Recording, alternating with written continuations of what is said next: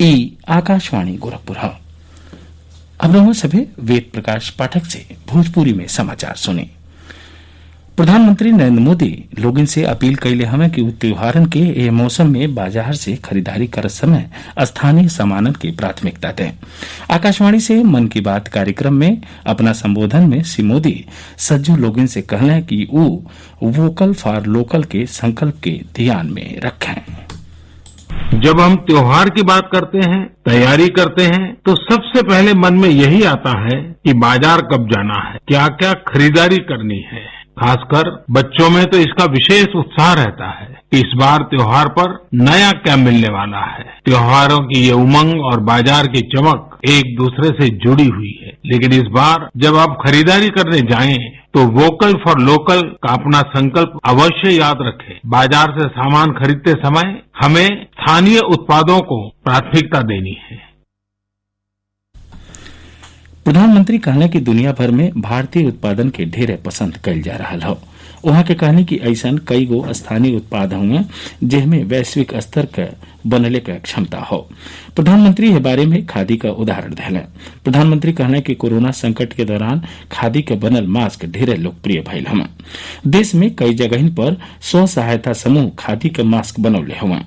वहां के इस बारे में बाराबंकी जिला के सुमन देवी का उदाहरण दिली जे स्व सहायता समूह के जरिए मास्क बनावल शुरू कैनी और आज उनकर समूह हजारन के संख्या में खादी के मास्क बना रहा हो।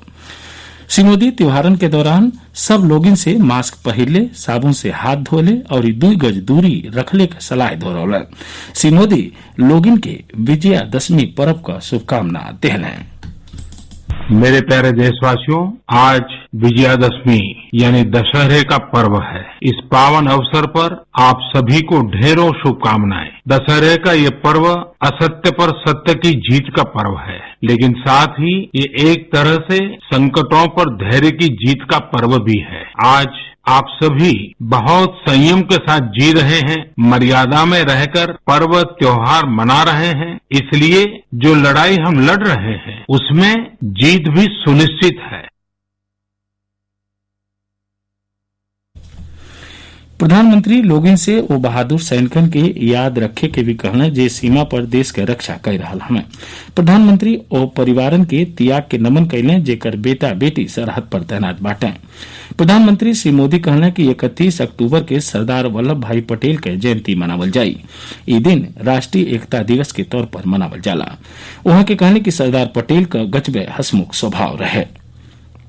प्रधानमंत्री कहला कि हमनी का पुरनिया देश की एकता के दिशा में कई गो महत्व वाला कामकाज कैले। आदि शंकराचार्य का उदाहरण देत प्रधानमंत्री कहला कि शंकराचार्य केरल में जन्मले और देश के 4 कोनन में महत्व वाला मठ स्थापित कैले।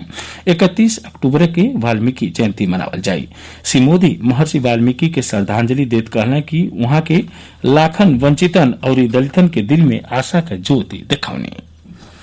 प्रधानमंत्री नरेंद्र मोदी मंगर के वीडियो कॉन्फ्रेंस के जरिए प्रदेश के पीएम स्वनिधि योजना के लाभार्थियों से बतकही करी है। इस मौका पर मुख्यमंत्री योगी आदित्यनाथ मौजूद रही हैं। प्रधानमंत्री पथ विक्रेता आत्मनिर्भर निधि पीएम स्वनिधि योजना इस साल 1 जून से शुरू कयल गयल रहे, जेकर मकसद कोविड से प्रभावित पटरी और रेहड़ी वालन खातिर आजीविका से जुड़ल गतिविधि शुरू कयल हो। विजयादशमी आज पूरा देश में श्रद्धा और उल्लास के साथ मनावल जा रहा हो। राष्ट्रपति, उपराष्ट्रपति और प्रधानमंत्री देशवासियों के विजयादशमी का शुभकामना दिले हमें। राष्ट्रपति रामनाथ कोविंद अपने संदेशा में कहले हमें कि त्योहार देश के सांस्कृतिक एकता के सुदृढ़ करेला और हमनी के अच्छाई के मार्ग पर चले खातिर प्रेरित करेला। उपराष्ट्रपति एम वेंकैया नायडू कहले कि त्योहार भगवान राम के पवित्र और सद्गुण संपन्न जीवन के याद दियावेला।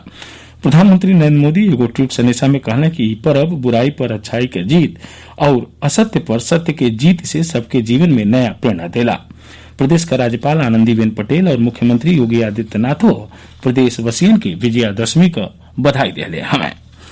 प्रदेश में कोविड-19 संक्रमण के मामलों में लगातार कमी दर्ज कल जा रहा हो। हमारे संवाददाता बतौले हमें कि राज्य में इस समय कोरोना से ठीक होखे वालन के संख्या संक्रमित होखे वालन के संख्या से बेसी हो। अपर मुख्य सचिव चिकित्सा और स्वास्थ्य अमित मोहन प्रसाद बतौले कि पिछला 24 घंटा के दौरान कोरोना के 2277 नया मामला सामने अले और यह दौरान ऐसे ज्यादा 2852 मरीज ठीक भइले। एक साथ ही भोजपुरी समाचारन के बुलेटिन पूरा भई। नमस्कार।